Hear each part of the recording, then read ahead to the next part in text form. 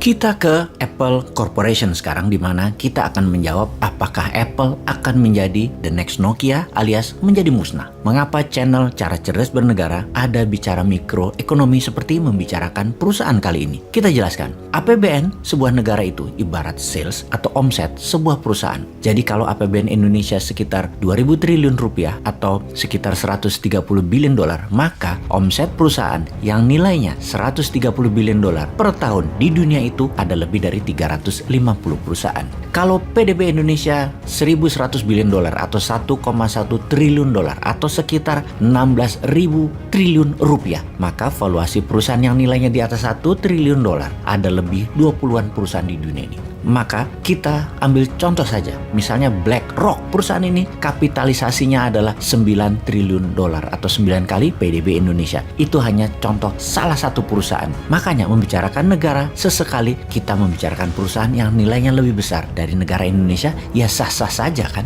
Video kali ini juga disponsori oleh Dinaran, aplikasi sistem pembayaran emas ke sesama akun Dinaran tanpa ada biaya apapun alias free. Anda bisa menukarkan emas Anda dengan produk yang ingin Anda beli dengan hitungan terkecil 0,01 gram. Emas adalah alat tukar terpercaya dan Dinaran adalah satu-satunya aplikasi tukar emas di Indonesia. Kita mulai dengan bicara negara kita, bicara GDP per kapita, juga bicara tentang PDB negara. Di mana Indonesia saat ini GDP per kapitanya adalah sekitar 4.250 dolar. Artinya rata-rata penduduk Indonesia pendapatannya setahun adalah 4.250 dikalikan 14.500 kali ini rupiah atau sekitar 60 jutaan rupiah per orang per tahun. Oh ya, penentu lain adalah indeks Gini rasio, di mana semakin besar angkanya semakin jauh jarak orang kaya dengan orang miskin, alias kalau rata-rata penduduk Indonesia 62 juta rupiah pendapatan satu tahunnya, kalau Gini rasionya besar, maka ada pendapatan yang cuma 5 juta setahun alias nggak sampai 1 juta rupiah sebulan, ada yang 120 juta setahun. Kita detailkan tentang Indonesia di lain kesempatan. Kembali ke topik perusahaan besar dalam Cara Cerdas Bernegara. Omset perusahaan sama dengan APBN sebuah negara. Kapitalisasi pasar perusahaan sama dengan PDB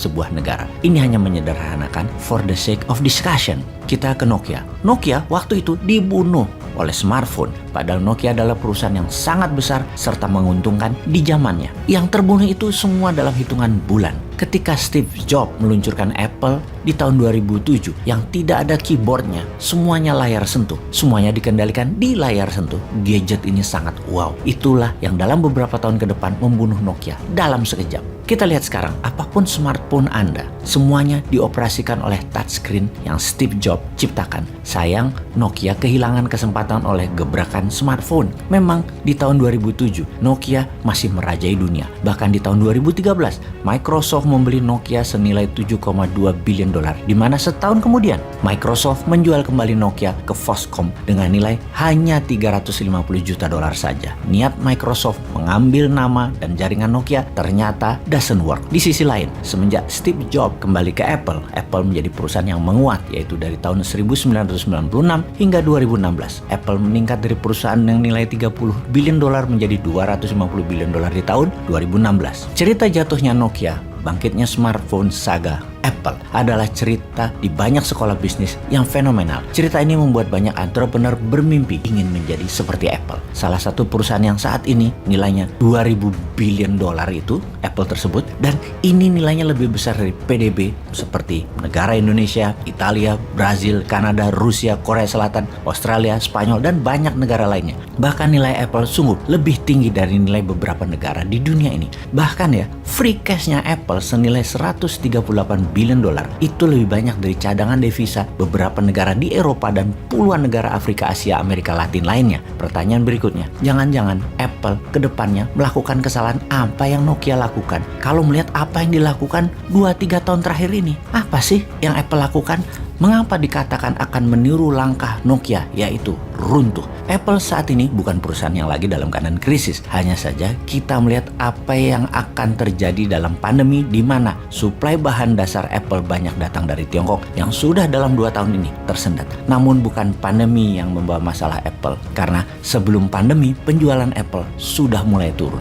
Turun tersebut selama 3 tahun terakhir, walaupun tidak signifikan, tetap merupakan yang terburuk di dalam 16 tahun terakhir di dalam prestasi Apple. Tim Cook, CEO Apple, mengatakan penjualan Apple Apple menurun yang terbesar di Tiongkok dan ini berimbas ke penjualan ke seluruh dunia. Penjualan di Tiongkok turun 29% diakumulasikan dalam 3 tahun terakhir ini. Bahkan analis dari Goldman Sachs mengatakan ini sebuah cerita panjang yang bisa membandingkan Apple dengan Nokia, yaitu dulu Nokia bergantung pada pelanggan Nokia untuk mengupgrade teleponnya, alias setiap telepon Nokia lahir baru maka ada fitur baru serta upgrade kapasitas serta modelnya terbaru. Dimana kemudian semakin lama pelanggan tidak terlalu aktif membeli lagi karena tidak terlalu membutuhkan fitur baru atau kapasitas baru. Jadi yang terjadi di setiap 6 bulan orang mengganti Nokia menjadi 2 tahun, bahkan baru ganti teleponnya lebih dari 2 tahun. Inilah yang terjadi sekarang. Orang semakin kesini semakin lama mengganti gadgetnya karena merasa semua fiturnya ada dan masih handal. Pelanggan semakin memilih memperbaiki ketimbang mengganti kalau ada masalah di gadgetnya. Dulu di awalnya, iya, asal Nokia terbit baru orang beli, di akhirnya tidak. Demikian juga saat ini terjadi di Apple. Inilah mengapa penjualan telepon Apple yang baru tidak semeriah dulu, di mana puncaknya adalah di iPhone 9, 10 di tahun 2017-2018. Seakan Apple itu mengandalkan glory from the past, akan terus membawanya berjaya. Ingat kesuksesan laptop Apple, Book Mac, komputer Apple, iPhone, iPad, iPod, Apple Store yang fenomenal dan mendominasi pasar. Namun sudah hampir 10 tahun ini Apple kehilangan inovasinya. Jadi daripada fokus mencari lahan baru, agaknya Apple lebih memilih mempertahankan wilayahnya. Oke, kita kunci kata penting di sini. Dalam tanda petik, mencari lahan baru dan mempertahankan wilayahnya. Steve Jobs punya legacy menambah inovasi dan menambah lahan baru. Manajemen sekarang tidak. Untuk berinovasi, baik perusahaan atau negara, mereka wajib menganggarkan dana dan tenaga di R&D atau Research and Development. Ini kata kunci berikutnya, inovasi. Perlu anggaran dan difokuskan dan dipermudah. Apple per tahunnya hanya menganggarkan 8% biaya R&D dibandingkan dengan Microsoft yang 13%. Atau dibandingkan dengan Alphabet holdingnya Google yaitu 16% dari revenue biaya inovasinya. Apple ketinggalan jauh dalam 10 tahun terakhir yang hanya fokus di jualan. Lalu di dalam mencari lahan baru, bukan selalu pasar yang dilebarkan. Salah satunya yang terbaik adalah mengakuisisi perusahaan baru yang menciptakan produk baru yang segar atau supplier diakuisisi, mitra-mitra dagang juga untuk di merger. Dan Apple juga lambat dalam hal ini. Buktinya Apple hanya mengeluarkan 2% dari free cash flow-nya sejak 2012 di dalam melakukan merger akuisisi ini. Terakhir, Apple mengandalkan brand, nama mereka. Kesannya kalau membeli produk Apple, Anda berada dalam level sosialita teratas. Namun ternyata generasi milenial dan zilenial tidak melihat itu di Apple. Juga sisi buzz atau pembicaraan di sosial media. Dibanding terakhir yaitu Apple 5 hingga saat ini, suara noise di Google turun jauh hingga separuhnya dibanding 10 tahun yang lalu. Lalu demi meningkatkan profit, seri Apple terakhir tidak menyertakan earbud dan charger lagi, yang ternyata membuat pembeli kecewa karena separuh pembeli Apple tetap membeli charge dan earbud di tempat lainnya, yang mana akhirnya pelanggan jadi tidak nyaman. Memang terlihat menguntungkan penjualan telepon tersebut, namun salesnya turun di mana-mana hingga 20% bahkan turunnya. Jadi kalau Apple tidak mengambil wilayah baru, tidak ada inovasi baru, tidak menambah pelanggan baru, Apple akan mengikuti sejarah Nokia dan BlackBerry. Moto Apple, think different, agaknya tidak dijalankan. Semoga ini bisa menjadi cermin kita semua untuk berbisnis dan bernegara.